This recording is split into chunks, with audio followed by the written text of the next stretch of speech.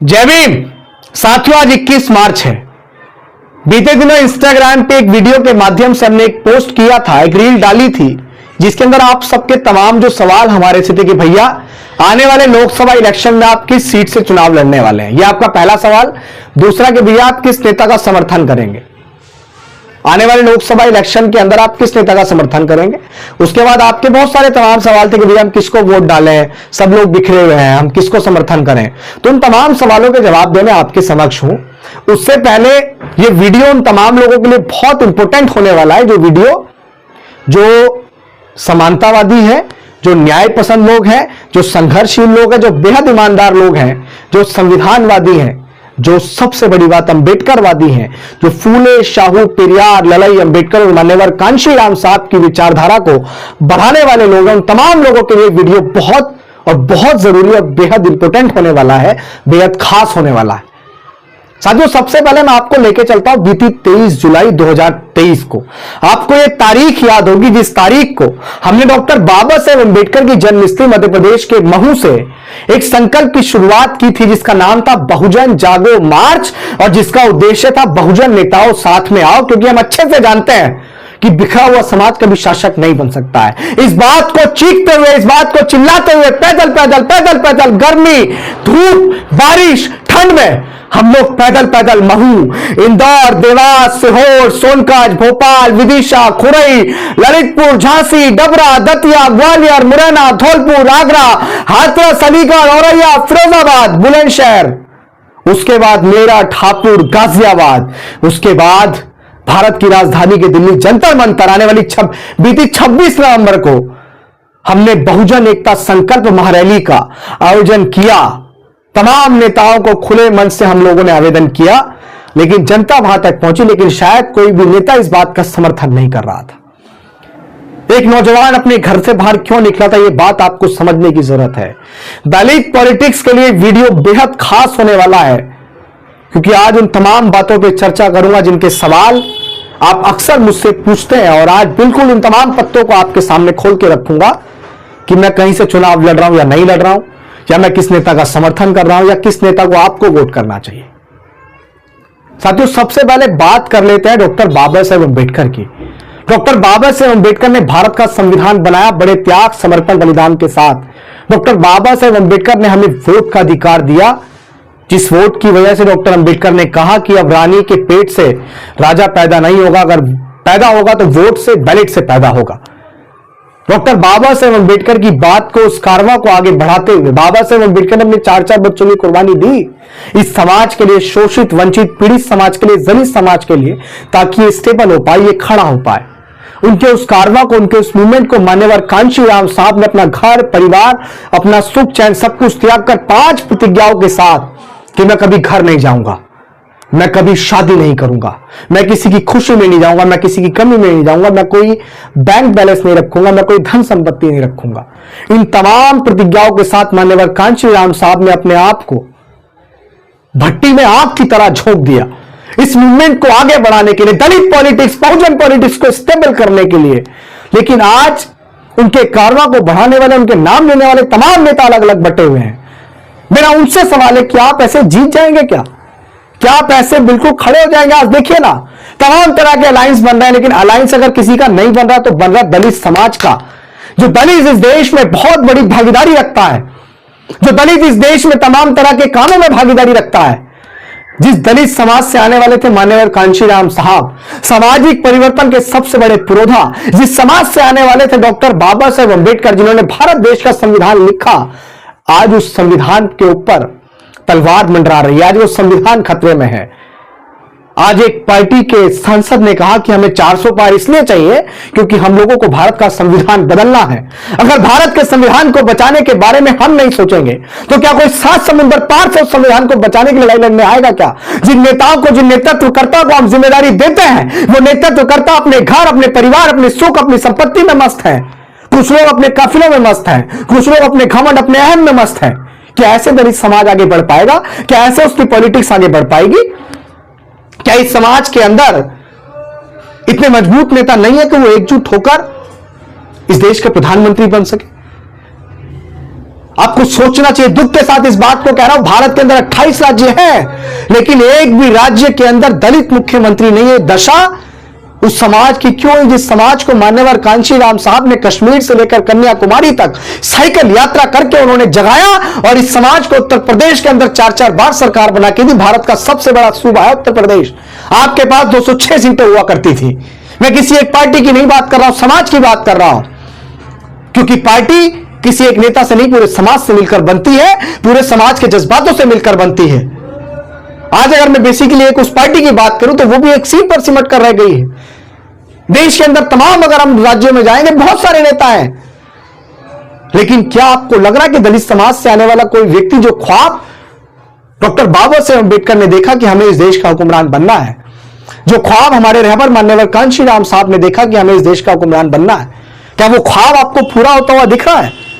बहुत सारे लोग मुझसे कहते हैं कि भैया आप किसी पार्टी का समर्थन क्यों नहीं कर रहे हैं, भैया आप किसी नेता के साथ क्यों नहीं लग रहे? यार किसके साथ लगे, किसके साथ लगे? सब लोग तो अपनी अपनी चीजों में मनमस्त हैं, कोई अपने घमंड को, अपने अहम को इस मिशन के लिए तोड़ने के लिए तैयार नहीं है। मिशन ज्यादा जरूरी है, आपका अपने खुद का अहम ज्यादा जरूरी है, मिशन ज्यादा जरूरी है, परिवार ज्यादा जरूरी है, मिशन ज्यादा जरूरी है, आपका डर ज्यादा जरूरी है, ये मिशन, ये कारवा ज्यादा जरूरी है, या आपकी धन संपत्ति, आपका परिवार, आपका अहम, आपका घमंड ज्यादा जरूरी है? हम किसका झंडा उठाएं? अगर एक पार्टी का झंडा उठाएंगे तो दूसरी पार्टी वाले बुरा मान जाएंगे, दूसरी पार्टी का झंडा उठाएंगे तो तीसरी पार्टी के लोग बुरा मान जाएंगे। दलाल, निकम्मे और तमाम तरह की चीजें एक साथ जुड़ जाती हैं। जिसके साथ लग जाए उनके समर्थकों के लिए अच्छा, और जिसके साथ ना लगे उनके लिए बुरा। अब हम चिढ़ तो नहीं सकते हैं, हम फट तो नहीं सकते, हम कई भागों में तो नहीं बढ़ सकते हैं। काम तो तमाम नेता बहुत अच्छा कर रहे हैं, आखिर अभिषेक किस पार्टी का समर्थन करें? हम हमेशा से कहते हैं कि अभिषेक, मैं आपको पहले सवाल का जवाब दे रहा हूं, बड़े ध्यान से आप सुनना। वर्तमान समय में दलित पॉलिटिक्स को बचाने की लड़ाई है। इससे बुरा क्या होगा कि तमाम तरह के गठबंधन बन रहे हैं और दलित पॉलिटिक्स को सारे गठबंधन नकार रहे हैं। यार क्या ये समाज इतना कमजोर हो गया? आंखें खोलनी चाहिए आप लोगों को, यह दर्द महसूस करना चाहिए कि जिस दलित समाज की कभी 206 सीटें हुआ करती थी उसके नेतृत्व में आने वाली सरकार की, आज कोई भी गठबंधन उसको लेने को तैयार नहीं है। सब लोग बहुत कम आंक रहे हैं। बिखरे हुए लोगों को लोग कमी तो आंकते हैं, बिखरे हुए लोगों का कहां मोल भाव लगता है? कि अंगूर लेने चले जाइए आप, अगर बिखरा हुआ होगा तो उसकी कीमत कम होगी और गुच्छे में होगा तो उसकी कीमत ज्यादा होगी। तमाम महापुरुषों ने बताया कि एकता में बल है, यूनिटी इज मोस्ट पावरफुल, लेकिन हम लोग यूनिटी नहीं बना रहे साथियों। लेकिन क्या करें, कुछ तो करना पड़ेगा ना, कुछ तो करना पड़ेगा साथियों। मेरी इस बात को आप लोग गांठ बांध लेना। सबसे पहले अगर आपको भारत के संविधान को सुरक्षित रखना है तो किसी एक पार्टी की कट्टरपंथी आज छोड़नी पड़ेगी, किसी एक नेता की कट्टरपंथी आज आपको छोड़नी पड़ेगी, एक दूसरे पे वाद विवाद करना आज आपको छोड़ना पड़ेगा। इस बात को गांठ बांध लीजिए साथियों। आपका पहला सवाल था, मैं उस पे आ रहा हूं, आपका पहला सवाल था कि अभिषेक जाटव किस लोकसभा सीट से चुनाव लड़ेगा। तो अभिषेक का तो एक ख्वाब है कि बहुजन नेता साथ में आ जाए। मुझे क्या जरूरत है घर से बाहर निकलने की, बहुत सारे लोग समाज की लड़ाई लड़ रहे हैं। मैं आज भी अपने उस मिशन, अपने उस मूवमेंट पे प्रतिबद्ध हूं, वचनबद्ध हूं कि बहुजन नेता एकजुट हों।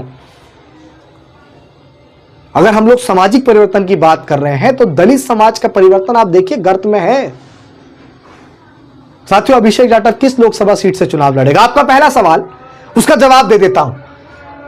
तो अभिषेक जाटव किसी लोकसभा सीट से चुनाव नहीं लड़ रहा है, उसको वर्तमान समय में राजनीति अभी नहीं करनी है। अगर तमाम लोग राजनीति करेंगे तो मान्यवर कांशीराम साहब के सामाजिक परिवर्तन के मूवमेंट को कौन आगे बढ़ाएगा? राजनीति करने के लिए बहुत सारे लोग हैं। वर्तमान समय में अभिषेक जाटव किसी भी लोकसभा सीट से चुनाव नहीं लड़ रहा है। Now I am not elect the member of parliament election. मैं आप सभी से यह कहना चाहता हूं कि मैं कोई चुनाव नहीं लड़ रहा हूं। दूसरा आपका सवाल कि भैया आप किस नेता को समर्थन करते हैं, तो मेरी इस बात को आप बड़े ध्यान से सुन लीजिएगा। जो व्यक्ति अंबेडकरवादी है, जो व्यक्ति न्याय पसंद है, जो व्यक्ति संघर्षशील है, ईमानदार है, जो व्यक्ति सामाजिक है, जो व्यक्ति फूले, शाहू, पेरियार, ललई, अंबेडकर और मान्यवर कांशीराम साहब की विचारधारा को आगे बढ़ाने वाला शख्स है। दुश्मन नंबर 1 से हटकर, आप अच्छे से जानते हैं कि कौन है दुश्मन नंबर 1, उससे हटके किसी भी पार्टी या संगठन या दल के अंदर हमारे समाज का व्यक्ति जो आपके लिए 24 आवर जमीन पे खड़ा रहता है, आपके लिए पुलिस से लड़ता है, आपके लिए लाठी डंडे खाता है, वो किसी चीज की परवाह नहीं करता है कि गोली लग जाएगी या जेल जाना पड़ जाएगा, उस हर एक व्यक्ति को आपको समर्थन करना है। उस हर एक व्यक्ति को आपको संसद भवन के अंदर पहुंचाना है जो आपके लिए बिल्कुल सर के बल चल के आ जाता है, बिल्कुल नंगे पैर आपके साथ खड़ा होता है, आपकी हर दुख मुसीबत में आपके साथ खड़ा होता है। जहां डॉक्टर बाबा साहेब अम्बेडकर मान्यवर कांचीराम साहब के सम्मान की बात आपके साथ खड़ा होता है, उस हर एक व्यक्ति का आपको समर्थन करना है। साथियों, पार्टी की कट्टरपंथी पे जाएंगे तो आप याद रखना, और भी पार्टियों के अंदर नेता हैं जो अपने खून पसीने को सींचकर इस मूवमेंट को आगे बढ़ाने का प्रयास कर रहे हैं, लेकिन पार्टी के मुखिया के द्वारा उसके संघर्ष को नकार दिया जाता है। चाटुकारों के संघर्ष को ईमानदार समझा जाता है। अगर मैं आपको नाम लेके बताऊं तो आप ये भी सुन लीजिए, देश में दलित समाज से आने वाली भारत की सबसे बड़ी नेता, सिर्फ दलितों की नहीं, सिर्फ बहुजनों की नहीं, भारत की सबसे बड़ी नेता, आयरन लेडी के नाम से मशहूर 10 ताकतवर महिलाओं में सम्मिलित शुमार, सामाजिक परिवर्तन की महानायिका, साथियों आदरणीय माननीय बहन कुमारी मायावती जी, जिस भी लोकसभा सीट से चुनाव लड़ेंगी, आप पूरी जी जान लगा दीजिए, पूरी मेहनत से, पूरी ईमानदारी से, पूरे संघर्ष के साथ उनको सदन के अंदर जाना चाहिए। मैं आपको नाम गिनाया तो अगर वर्तमान समय में इस दलित पॉलिटिक्स को अगर कोई बचा सकता है तो वो है मायावती जी, और अगर दूसरा नाम कोई है तो वो भी मायावती जी, क्योंकि आज वो एक नेशनल लीडरशिप करने वाली महिला है जिसको इस समाज ने चुनकर उस ओहदे तक भेजा है कि वो समाज की जिंदा देवी है। इसके साथ साथ एक और यूथ आइकन बड़े भाई एडवोकेट चंद्रशेखर आजाद, वो भी बेहद ईमानदार कार्य करता है। ऐसे संघर्षशील मेहनत का उस व्यक्ति को सदन के अंदर पहुंचना चाहिए। मैं तमाम लोगों को कहूंगा, कट्टरपंथी छोड़िए, माननीय बहन जी चंद्रशेखर आजाद और भी बहुत सारे नेता जिनके नाम मैं बारी बारी आपके सामने लूंगा, वो सब लोग हमारे हैं, उनका सदन के अंदर पहुंचना अति आवश्यक है। संसद भवन के अंदर खड़े होकर दहाड़ना अति आवश्यक है। एक कहावत तो आपने सुनी होगी कि दूसरा मारे तो धूप में और अपना मारे तो छांव में। तो साथियों, दूसरे से मरने से बेहतर है कि अपने से पिटा जाए, अपना कुछ तो ख्याल करेगा। साथियों, मैं फिर आपको पुनः दोहराता हूं कि माननीय बहन जी जिस भी लोकसभा सीट से चुनाव लड़ेंगी, अगर उन्होंने नई विचार बनाया है तो मैं कहूंगा कि माननीय बहन जी विचार बनाइए। हाथ जोड़ के आपसे निवेदन है कि समाज बिल्कुल अनाथ हो चुका है, इसको बचा लीजिए, इसको संभाल लीजिए। जिस भी सीट से माननीय बहन जी चुनाव लड़ेंगे, अभिषेक जाटव का पुरजोर तरीके से समर्थन है, खुले तौर पर समर्थन है। एडवोकेट चंद्रशेखर आजाद जिस सीट से चुनाव लड़ रहे हैं, डंके की चोट पे मेरा उनको समर्थन है, वो सदन के अंदर जीत के जाने चाहिए। ऐसे नौजवान संघर्षशील मेहनतकर व्यक्ति को, जो अपने घर परिवार को छोड़कर समाज की लड़ाई ईमानदारी से लड़ रहा है, जो जेल भी गया, लाठी भी खाई, मुकदमे भी खाए, उस व्यक्ति को सदन के अंदर पहुंचना चाहिए।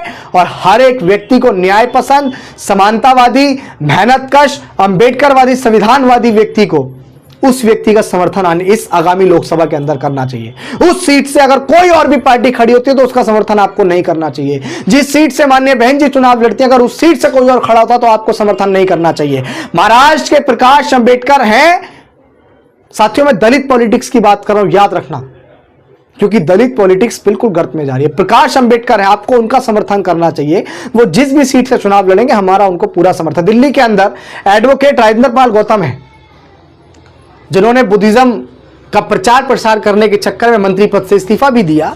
ऐसे व्यक्ति को भी संसद भवन के अंदर होना चाहिए, उनका भी आपको समर्थन करना चाहिए। ऐसे बहुत सारे नेता हैं। मैं उम्मीद करता हूं कि मेरी जो भी चीजें, आपने जो भी थॉट अपने मन में बनाया होगा, साथियों, जब तक बहुजन नेता एकजुट नहीं होंगे, अभिषेक जाटव बेसिकली किसी एक पार्टी को शायद ही समर्थन कर पाए, शायद ही किसी एक पार्टी का झंडा उठा पाए, क्योंकि जो तमाम लोग हैं वो सब हमारे हैं, सब अपने हैं, और उन सब लोगों को अपनी अपनी आपसी मतभेद छोड़कर, साथियों, जिस सीट से मायावती जी चुनाव लड़ेंगी, उस सीट से चंद्रशेखर आजाद जी को अपना प्रत्याशी नहीं उतारना चाहिए। जिस सीट से चंद्रशेखर आजाद जी चुनाव लड़ रहे हैं, उस सीट से मायावती जी को अपना प्रत्याशी नहीं उतारना चाहिए, बिल्कुल नहीं उतारना चाहिए। और मैं चंद्रशेखर आजाद जी से कहना चाहता हूं कि बड़े भाई, अपनी हिम्मत, अपने हौसले को बनाए रखिएगा। आप बहुत सारे युवाओं के रोल मॉडल हैं। जिन लोगों ने आपको धोखा दिया है वो मुंह की खाएंगे। और आपने ये साबित भी किया कि दलित समाज के लोग धोखेबाज नहीं होते हैं। आपको बिल्कुल घबराने की जरूरत नहीं है। आप बहुत भारी मतों से जीत कर आएंगे। अपनी मेहनत को, अपनी ईमानदारी को बरकरार रखिएगा, अपने हौसले को बरकरार रखिएगा। आप जीत के अंदर सदन में जाएंगे और आपको जीत की अग्रिम बधाई के साथ मैं इस बात को कहना चाहता हूं तमाम नगीना के तमाम लोगों से, नगीना से चंद्रशेखर आजाद जी चुनाव लड़ रहे हैं, नगीना के तमाम लोगों से कहना चाहूंगा कि जी जान लगा दीजिए। ऐसे नौजवान का सदन के अंदर पहुंचना अति आवश्यक है। दलित पॉलिटिक्स के भविष्य को सदन के अंदर पहुंचना अति आवश्यक है। माननीय बहन जी को सदन के अंदर पहुंचना अति आवश्यक है। आपके लिए माननीय बहन जी ने राज्यसभा से इस्तीफा दिया था, सिर्फ आपके लिए माननीय बहन जी को सदन के अंदर पहुंचना चाहिए। प्रकाश अंबेडकर को सदन के अंदर पहुंचना चाहिए। फूल सिंह बरैया को सदन के अंदर पहुंचना चाहिए। एडवोकेट राजेंद्रपाल गौतम को सदन के अंदर पहुंचना चाहिए। बहुत सारे नेता हैं साथियों। आपके यहां जो भी संविधान की लड़ाई को ईमानदारी से लड़ रहा है, जो भी मिशन की लड़ाई को ईमानदारी से लड़ रहा है, जो भी आपकी दुख मुसीबत तकलीफ में आपके साथ खड़ा हो जाता है, उसको वोट करिएगा। किसी एक पार्टी, किसी एक नेता का कट्टरपंथी मत रखिएगा साथियों। इसी बात से मैं विदा चाहूंगा और मैं उम्मीद करता हूं कि मेरे द्वारा कही गई बातों को आप उतारेंगे। दलित पॉलिटिक्स को बचाना है, क्योंकि जब हमारे सांसद दलित समाज के जीत कर सदन के अंदर पहुंच जाएंगे और जब इनको ये लगेगा, मेरा ये मानना है, जब इनको ये लगेगा कि यार अब हम लोग पूरी बहुमत से अंदर हैं, तो शायद वो एक अलायंस बनाएंगे, शायद वो एकजुट होंगे। और अगर ये सब लोग गठबंधन बना ले, किसी दूसरी पार्टी से लड़े ही ना, तो इससे अच्छी तो कोई बात ही नहीं होगी साथियों। मैं उम्मीद करता हूं मेरे द्वारा, आपके द्वारा पूछे गए तमाम सवालों के मैंने आप सबके समक्ष जवाब रख दिए होंगे। इसी बात के साथ आपसे विदा लेता हूं। जय भीम, जय भारत, जय संविधान। इस खबर को देखने के बाद क्या है आपकी राय, नीचे दिए गए कमेंट बॉक्स में दीजिए अपनी राय। ऐसी तमाम बड़ी खबरों को देखने के लिए जुड़े रहिए हमारे साथ। खबर अच्छी लगे तो लाइक कीजिए और शेयर कीजिए, और हाँ, चैनल को सब्सक्राइब कर घंटे वाली बटन को दबाना ना भूलिए। फिर आते हैं आपके बीच कुछ खास खबरों के साथ। तब तक के लिए नमस्कार, जय हिंद, वंदे मातरम, जय भीम।